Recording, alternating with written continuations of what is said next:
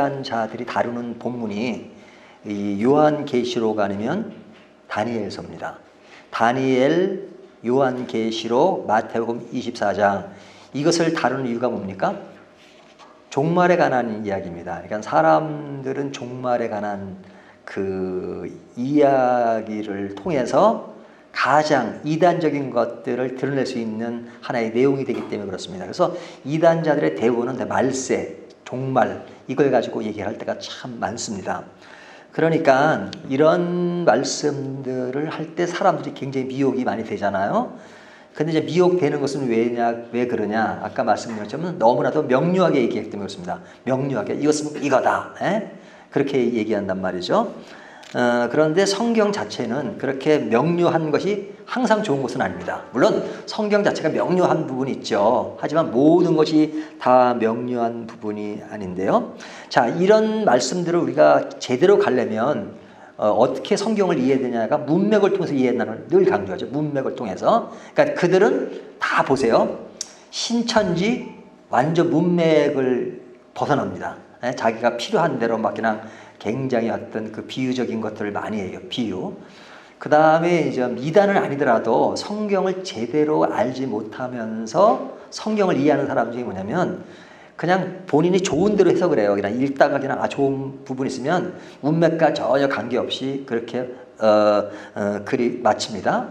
또 신천지들이 가장 추구하는 게 뭐냐면 모든 성경은 짝이 있다는 거예요. 짝이 있으니까 짝을 맞춰야 된다. 그 짝을 제일 많이 강조하는 게 신천지예요. 신천지는 짝 맞추기. 근데 짝을 자기 인위적으로 맞추죠. 그러니까 성경을 잘못 보면 굉장히 인위적으로 맞춥니다. 그렇죠? 성경이 짝이 있다는 말은 성경이 전체 흐름에 일관성이 있다는 말은 되지만 그들이 말하는 짝이 있는 건 아닙니다.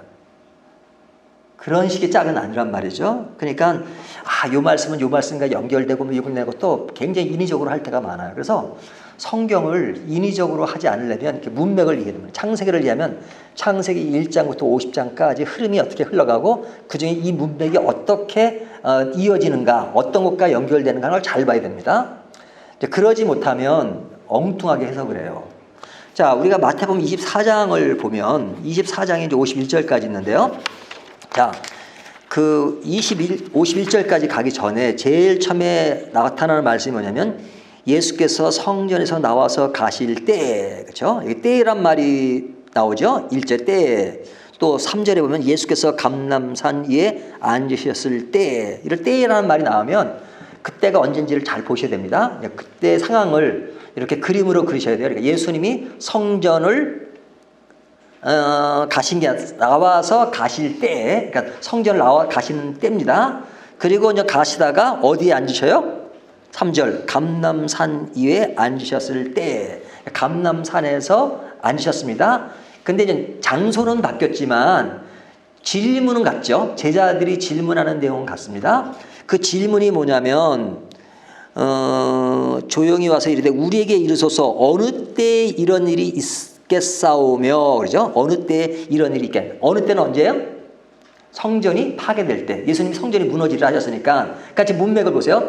예수님이 성전이 무너지리라 하셨으니까 제자들은 그럼 그 성전이 언제 무너지는 겁니까? 이렇게 질문하는 겁니다.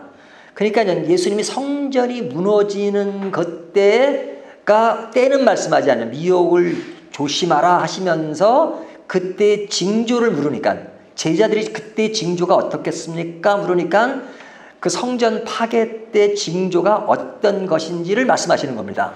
그냥 문맥을 분명히 해야 됩니다. 그 문맥으로 쭉 가요. 그러니까 시작은 성전 파괴로부터 출발하는 겁니다. 근데 이제 이것이 51절까지 가는데 51절까지 쭉 가면서 이제 성전 파괴와 더불어서 진짜 예수님이 오실 재림에 관한 이야기도 같이 합니다. 근데 같이 할 때가 언제부터냐 이거죠. 그러니까 시작은 명료해요. 이건 모든 신학자들이 이구동성을 똑같이 얘기하는 겁니다. 성전 파괴된다.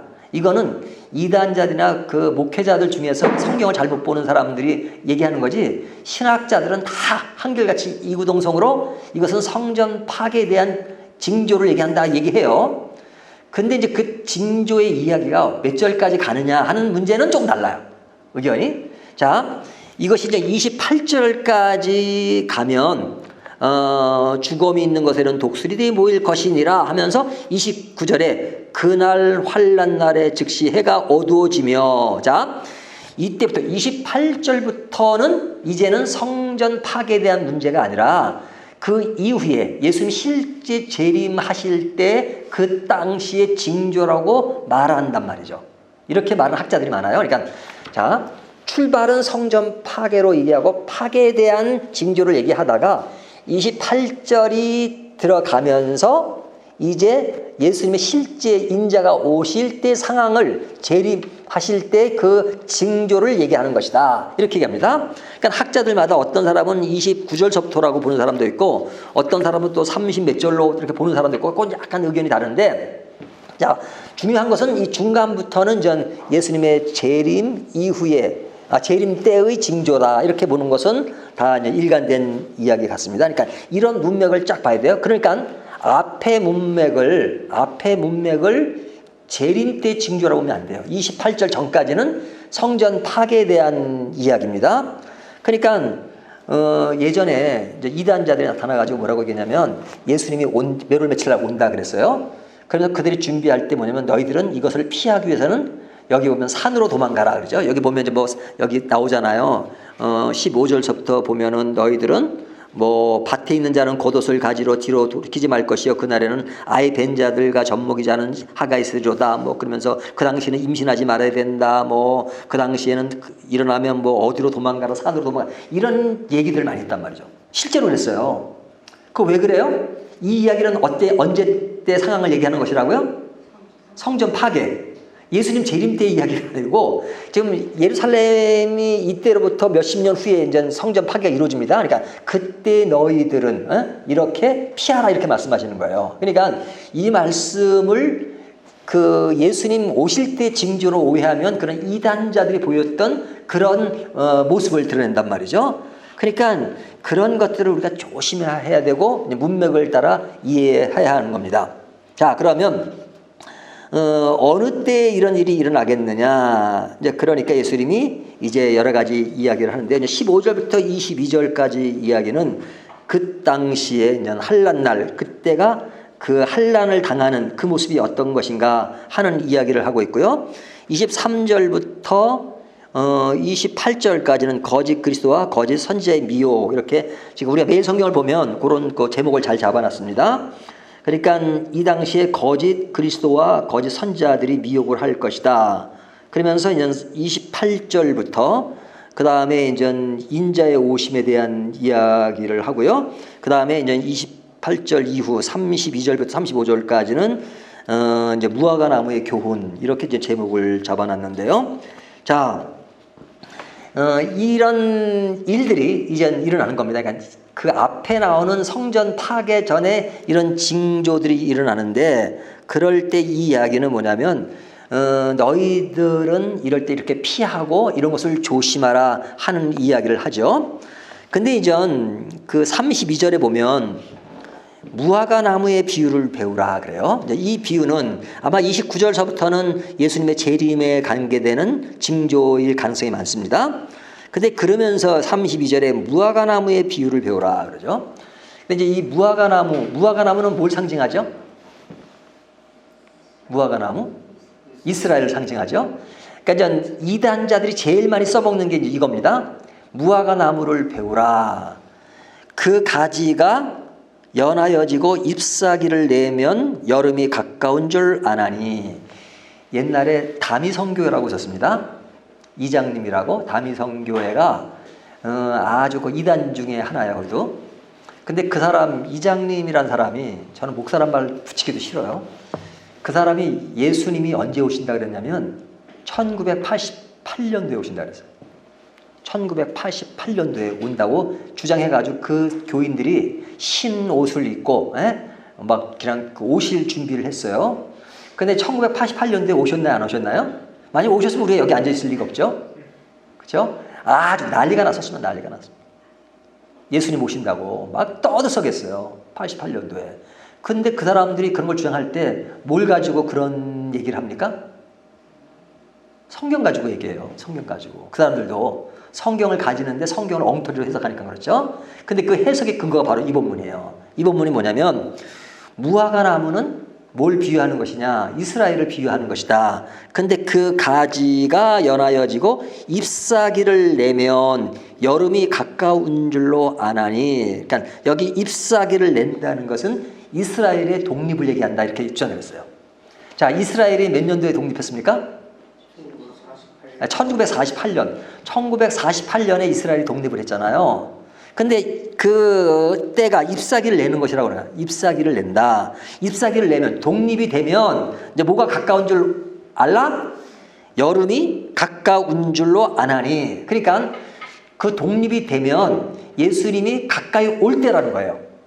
여름이 가까운 줄로 알라. 그러면서 그 다음 얘기가 33절 이와 같이 너희도 이 모든 일을 보거든 인자가 가까이 곧 문 앞에 이른 줄로 알라. 내가 진실로 너에게 이르노니 이 세대가 지나가기 전에 이 일이 다 일어나리라. 이 세대가 지나가기 전에. 그러니까 이 세대는 어떤 세대냐? 한 세대가 지나가기 전에. 그러니까 한 세대는 몇 년으로 잡아요 보통? 30년. 예? 30년. 30년 잡습니까? 보통 40년으로 잡아요. 보통 40년 잡고 이 장님이라는 사람은 40년을 잡은 거예요. 그러니까 1948년 더하기 40년을 더하니까 1988년이 된 거죠. 예? 그래서 1988년에 예수님이 오신다고 한 거예요. 한 세대가 지나기 전에. 예? 근데 이제 안 왔잖아요. 안 오셨잖아요. 그러니까 그 사람이 뭐라고 주장했냐면 한 세대가 40년이 아니고 50년인가 보다. 그래서 10년에 또 난리를 피웠어. 1998년에. 에? 근데 말이에요. 우리가 이렇게 들으면 좀 바보스럽지 않아요? 어떻습니까? 이런 얘기 들으면 이렇게 믿어지십니까? 여러분들은? 영현 형제 이런 믿어져? 이런 얘기들이 이렇게 막 뭐 한 세대가 해가지고 40년 50년 해가지고 예수님이 막 1988년 98년에 오신다는 거 이런 말들 이렇게 막 논리를 피는 게 믿어집니까? 안 믿어지죠? 고개 그렇죠?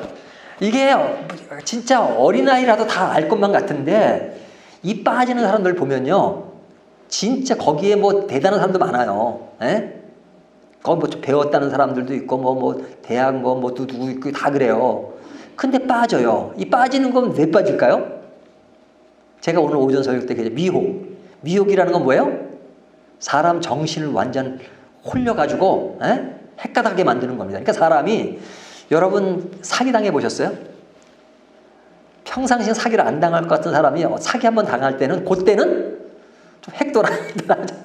그다 정신 그딱 그런 거 당한 사람도 한개가 차는 말이 그때는 제정신이 아니었어요 그래요. 에?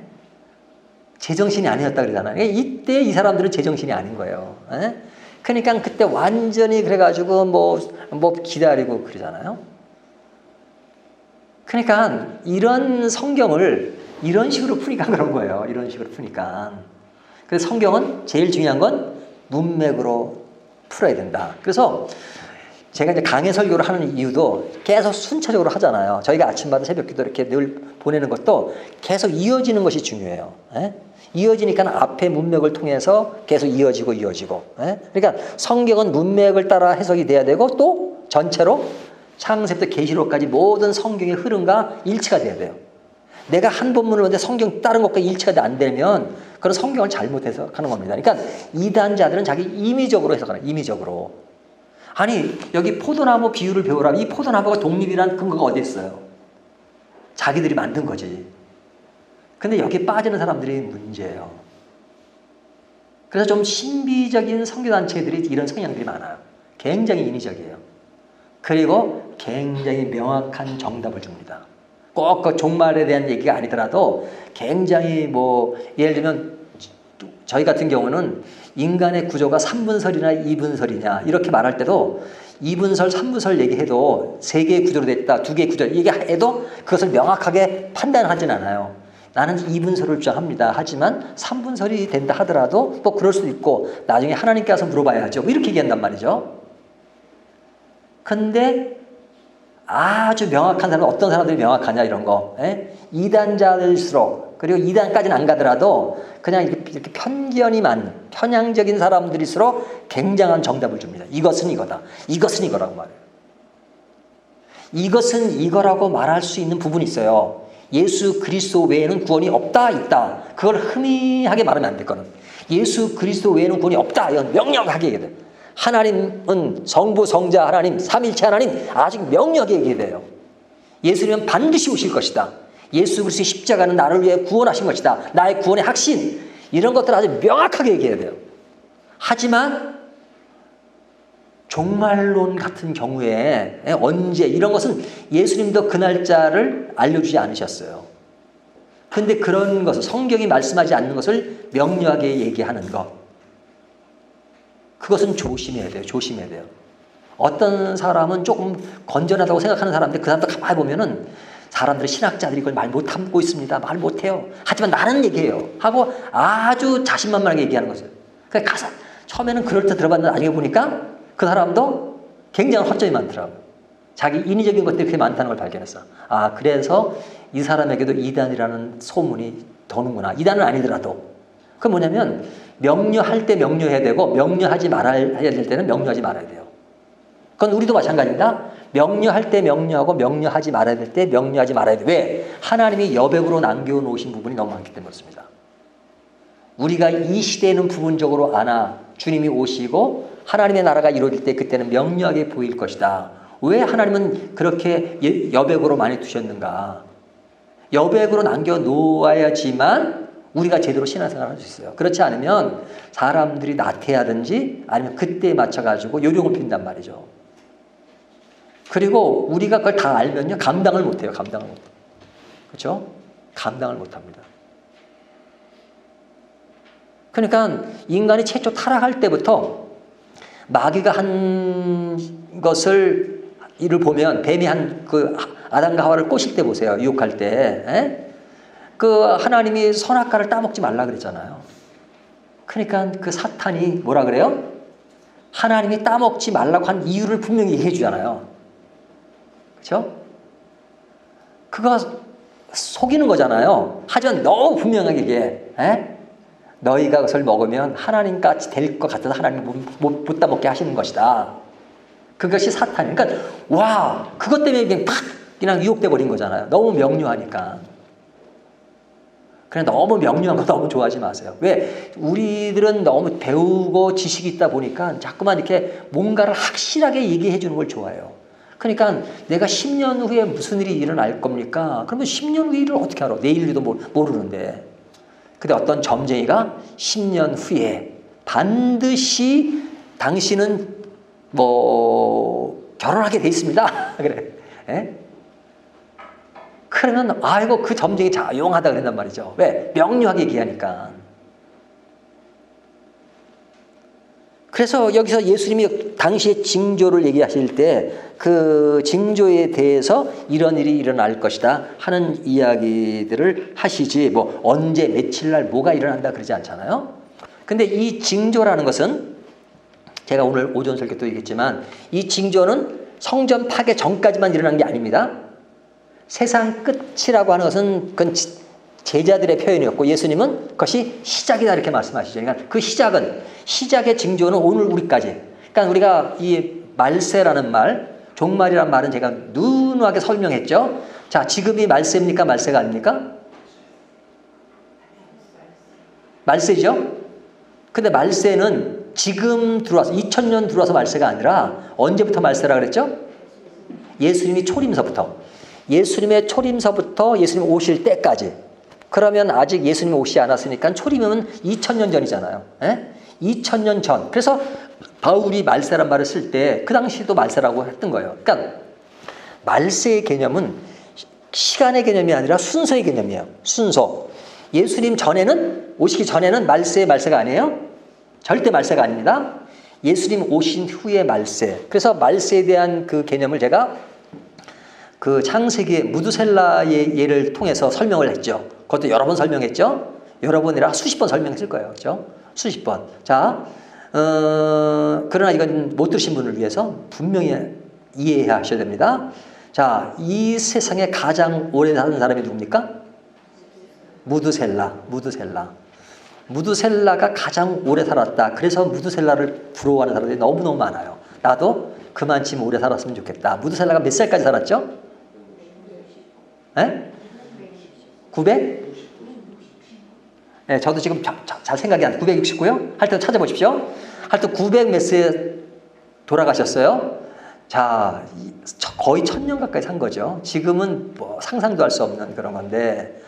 근데 그 무드셀라는 그렇게 오래 살았는데 그의 아버지가 누굽니까? 에녹이죠. 자, 에녹은 몇 세까지 살았어요? 에녹은 오래 못 살았어요. 그렇죠? 그렇다고 죽지도 않았어요. 그러니까 자, 에녹이 하나님과 동행하더니 하나님께서 그를 데려가심으로 그가 세상에 있지 아니하더라. 그렇게 말씀하시죠.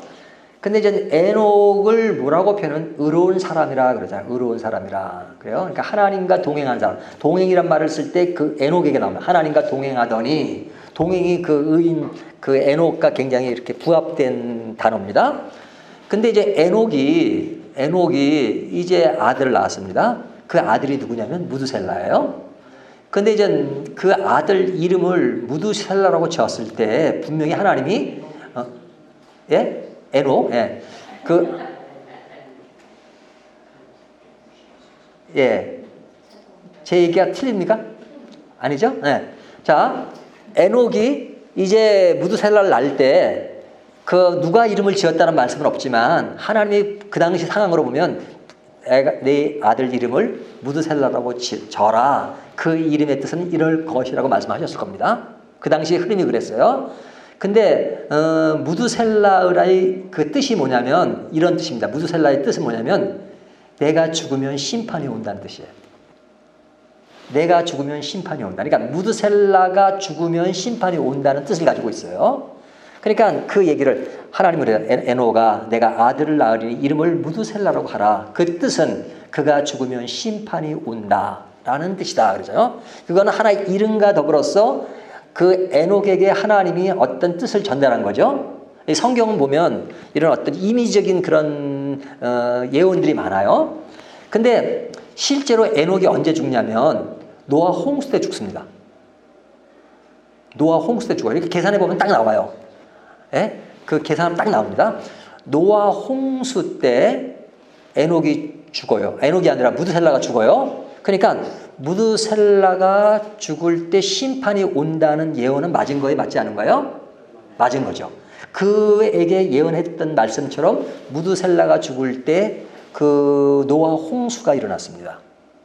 자, 그런데 그런 말씀을 들은 에녹은 자, 그가 죽으면 심판이 오니까 그 아들을 보며 긴장을 하겠어요? 긴장을 안 하겠어요?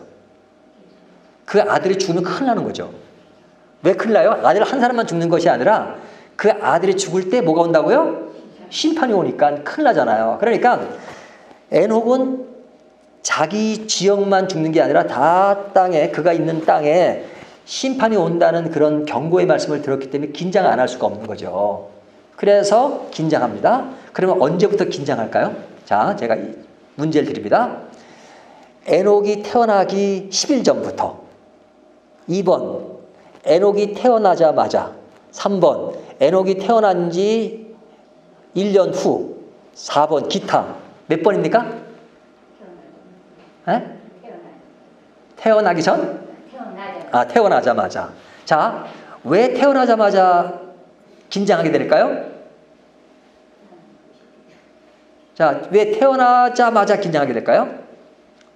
자, 태어나기 전에는 에녹이 애를 낳는데 무드셀라가 태어나기 전에는 무드셀라가 절대 죽을 일이 없죠. 태어나지도 않았는데 죽어요? 존재가 없는데? 그렇죠? 그러니까 태어나기 전에는 죽을 리가 없어요. 하지만 죽는 일은 인간 중에 가장 오래 산 사람이에요. 에녹이 900 몇 세에 무드셀라가 죽을 걸 알았어요? 몰랐어요? 당연히 모르죠. 미래일을 어떻게 알아요? 그렇죠? 그러니까 미래일을 모르니까 언제 죽을지 모르지만 그러니까 모르니까 무드셀라가 태어나는 그 순간부터 요 놈이 나오자마자 죽을 수도 있잖아요. 그렇죠? 저기 양화진에 가면 그 선교사님들 무덤이 있는데 거기에 보면 태어나서 죽은 애들이 그렇게 많더라고요. 태어나자마자 하루 만에 죽은 애들도 그렇게 많아요. 내가 그걸 보면서 엄청 좀 아주 그런 슬픈 생각이 들었는데, 자, 사람이 태어나는 그 순간부터는 죽을 가능성이 누구에게나 다 있는 거죠. 그렇죠? 올 때는 순서가 있어도 갈 때는 순서가 없다는 말을 늘 하잖아요. 그러니까 무드셀라가 태어나는 그 순간부터 언제 죽을지 모르니까 죽으면 심판이 와요. 그러니까 에녹은 그 무드셀라를 보면서 늘 긴장하게 되죠. 왜? 그가 죽으면 심판이 오니까. 그런데 참 아이러니하게도 그가 제일 오래 산 사람이에요. 그 기간이 제일 길었어. 근데 그 전에 에녹은 하나님이 그와 함께 동행하시 그를 데려가심으로 세상에 있지 않다 그랬잖아요. 그러니까 자, 그 에녹의 입장에서 보면 긴장하는 것이 무드셀라가 태어날 때부터 죽을 때까지입니다. 죽을 때까지. 그 기간은 모르지만 그 이야기를 제가 예로 드는 이유가 뭐냐면 그때가 종말이라는 거예요. 그렇죠? 그러니까 예수님이 오실 때부터 다시 오실 때까지 그때가 종말입니다. 이 종말관이 분명히 해야 돼요. 근데 종말관은 그렇게 생각하지 않고 그냥 어떤 시간적인 계산으로 몇 년도, 그래서 이단들이 언제 많이 나왔느냐? 500년 때, 1000년 때, 1500년, 2000년 때, 2000년 때가 제일 극성이었어요. 왜 그러냐면 이 이단들은 이게 그런 성경의 어떤 그런 순서적인 문맥에서 이해하는 것보다는 언제 그때가 그렇게 중요해요. 그래서 이단자들이 엄청 많이 나와서 그때 발악을 했어요. 그리고 지금도 그렇게 말하는 사람들이 많아요. 자기가 예수라고 말하는 사람이 있고 그 다음에 별 얘기를 다 해요. 근데 이것이 미혹이다 이렇게 말하는 겁니다. 그러니까 우리는 때에 너무 민감할 필요가 없어요. 우리가 주어진 때, 우리 인생의 때도 하나님께 주어진 것이 중요합니다. 그러니까 여러분 젊은 사람들은 젊음의 매력을 유지하세요. 중년은 중년의 멋이 있는 것이고 노년은 노년의 멋이 있는 겁니다. 그렇죠? 우리가 나중에 죽었다가 부활하면 우리의 모양은 어떤 모양이 됩니까? 10살 때 죽으면 10살 때 모습, 100살 때 죽으면 100살 때 모습이 아니에요. 신령하게 된 모습이란 말이죠. 육체를 가지고 태어나도. 그러니까 그때가 되면 다 새로운 피조물이 돼요. 진짜 새로운 외적인 피조물이 되기 때문에 지금 장애인이라도 그땐 장애인이 아니에요. 그러니까 우리가 그때에 대한 어떤 시간에 대한 개념이 그렇게 중요하진 않아요. 오늘 주어진 일들을 최선을 다하는 겁니다. 그래서 우리들의 종말관은 뭐냐면 오늘이 마지막이라는 거예요. 오늘의 마지막. 기독교적인 세계관은 뭐냐? 종말관은 오늘이 마지막입니다. 오늘이 마지막이라는 자세를 가지고 살아야 돼요. 오늘이 마지막이에요. 내일은 뭐예요? 오늘이 마지막으로 생각했는데 내일이 주어져요. 그럼 뭐예요? 그건 하나님의 은혜란 말이죠. 하나님의 은혜. 그러니까 오늘 예배가 여러분에게 인생의 마지막 예배라고 생각할 줄 알아야 돼요. 내일은 보장할 수 없어. 그렇죠? 우리가 오늘 이후에 어떻게 될런지 몰라요. 그런 것은 충분히 상상이 가능하다고 생각하는데 제가 이렇게 지금까지 살아오면서 오늘 있었던 일이 내일 보지 못하는 일을 몇 번 겪다 보니까 진짜 보편화된 얘기는 아니지만 그럴 수 있다. 어떤 사람에 대해서. 그렇기 때문에 우리는 내일을 날 몰라요. 그래서 찬송 복음서가 뭐래요? 내일은 난 몰라요. 그 진짜 몰라요. 그러니까 우리는 어떤 시대의 시간에 너무 매이지 말고 오늘 마지막처럼 생각하고 마지막 주어진 나의 하나님의 시간을 최선을 다하는 겁니다. 그 최선을 다하는 것이 매일매일 지속되다 보면 그것이 매일매일 최선의 것이에요. 그러니까 저는 그런 걸 싫어해요. 사실 이렇게 말하면 일반적인 목사님들이나 그런 사람들은 저보고 이거 너무 그런 소극적이라고 말하는데 저는 올해 안에 우리 교인들 몇 명 목표 저는 그런 거 별로 안 좋아합니다. 저는 평생 이대로 가도 좋아요. 그러나 나태함으로 얘기하는 사람 안 되죠. 최선을 다해 매일매일 최선을 다해야죠. 그 최선을 다하는 거 여러분 너무 우리 교인 몇 명 되는 거 너무 거기에 대해서 얘기하지 마세요. 저 얘기하면 기분 나빠요. 사실은. 중요한 것은 그렇다고 우리가 전도하지 말고 게을르게 하려는 게 아니라 최선을 다해야 돼요. 최선을 다해야 돼요. 전도도 많이 하시고 여러분들이. 목사만 전도하는 게 아니에요. 따지고 보면 제가 불러서 사람 제일 많죠, 사실은.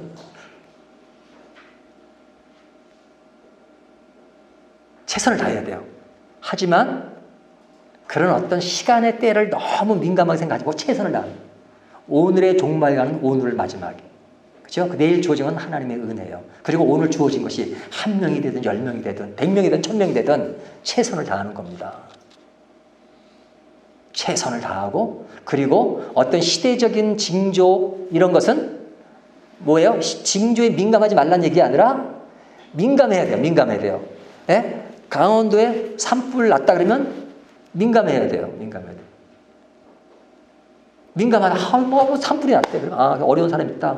그러면 같이 협조도 하고 그런 자세는 가야 돼요. 근데 그런 사건은 이 근래만 독특하게 일어난 사건이 아니라 우리가 사는 동안에 평생 신문 보면 맨날 그런 일이 아니에요. 그러니까 우리의 삶의 흐름이 그렇다는 거예요. 흐름이. 그런 가운데서 이것은 하나님이 우리에게 주어진 그런 예수님 오실 때까지 항상 일어나는 징조예요. 그런 징조. 징조 가운데서 우리가 우리의 이 세상이 온전한 세상이 아니구나. 완전한 세상이 아니구나. 그런 것을 생각하고 어디에 초점을 둬야 된다고요? 오늘 오전 설교처럼 천국 복음. 천국 복음에 대해서. 천국 복음. 그러니까 결국은 예수님이 성전의 완성이라는 얘기는 뭐냐면 결국 인간은 어떤 성전을 짓는 것으로 그냥 그 역할을 했지만 예수님이 온전한 성전인 거예요. 예수님이. 그래서 그 이후로는 성전이 지어지지 않았어요. 지금 그 근본주의자들 뭐냐면은 이스라엘이 반드시 재건된다는 거예요. 지금 현재 이스라엘이 그때 완전히 돼가지고 그 국가가 일어나고 이스라엘이 제대로 신앙이 들어가 복음이 들어가서 이스라엘이 온전하게 되면 그때가 종말이라고 생각해요. 근본주의, 기독교 근본주의자들과 세대주의자들이 그렇게 주장을 해요. 근데 저는 그래서 예루살렘에 성전이 세워질 거라고 지금도 믿어요. 그런 기도도 해. 지금 예루살렘에 성전이 있어 없어요? 없죠? 근데 그 사람들은 지금 그러니까 개신교에서 그렇게 말해요. 개신교의 근본주의자들. 그래서 신비주의와 근본주의를 겸한 사람들이 지금도 뭘 주장하느냐. 이스라엘을 위해서 back to the Jerusalem. 예? 그러니까 이게 예루살렘이 새로 돌아온다는 거예요. 그래가지고 그 예루살렘에 성전이 다시 들어설 때 그때 예수님이 올 때라는 거예요. 그거는 건전한 교리가 아닙니다. 잘못된 교리입니다. 왜 그래요? 아니 완성이 됐는데 성전은 건물의 성전이 아니라 예수님이 온전하신 성전입니다. 그것이 복음이에요. 그 사람들은 복음을 지금 후퇴하는 겁니다. 거꾸로. 그 사람도 복음 믿어요. 하지만 복음을 거꾸로 옛날 것으로 가는 거예요. 율법으로 다시 돌아가는 거예요. 그래서 예루살렘에 성전이 들어설 거래요. 뭐 성전이 들어설런지 글쎄. 그러나 뭐 지어질 수는 있을지 모르지만 그러나 그 성전은 의미 없는 성전인 거죠. 자, 오늘 말씀 정리합니다. 제가 이 말씀을 이렇게 좀 가감하게 드리는 이유가 뭐냐면 여기에 현혹된 사람도 제일 많아서 그래요. 우리가 이단에게 현혹되지 않았지만 사실은 이단은 아니더라도 이단적 요소를 가진 너무나도 많은 것들이 우리들이 실제로 우리들 한번 개인적으로 만나가지고 하면요. 우리들의 생각의 10개 중에 한 2-3개 정도는 이런 사상이 이미 젖어 있습니다. 대부분의 사람들 얘기해보면 이 부분에 있어서는 10개 중에 10개는 아니더라도 2-3개 정도는 그런 사상에 젖어 있어요. 그러니까 제가 오전 설교처럼 성전 건축이라는 말에도 전혀 거반응이 없잖아요. 그러니까 성전 건축 잘못된 표현입니다. 저희 교회도 뭐 새로 질날이 올라온지 않았다. 그러면 절대 저는 뭐 성전 건축이란 말 하진 않을 거예요. 어떻게 해야 돼요? 한다면 예배당 건축. 너무 밋밋한가? 그럼 교회당 건축 뭐 이 정도. 그렇죠? 그러니까 성경의 잘못된 왜곡된 부분들 그런 것들이 한 두세 개, 많은 사람은 5개 막 이렇게 되는 사람들도 있어요. 그것은 잘못된 거예요. 잘못됐음에도 불구하고 잘못된 걸 모르다. 그렇기 때문에 우리가 이 마태복음 24장, 내일까지 갑니다. 내일까지 갈 때. 내일은 진짜 그 마지막 진짜 재림 때의 어떤 징조에 대한 얘기를 하는데, 깨어 있어라 하는 얘기인데, 인자가 오시기 전에 우리가 어떤 자세로, 우리는 상황에서 해석하지 말고 예수님과의 관계 속에서 해석하라 하는 말들을 강조하고 있습니다. 자, 이 말씀 생각하시면서 우리가 정말로 예수님께 더 집중하는 저와 여러분 되시기를 주님의 이름으로 축원합니다.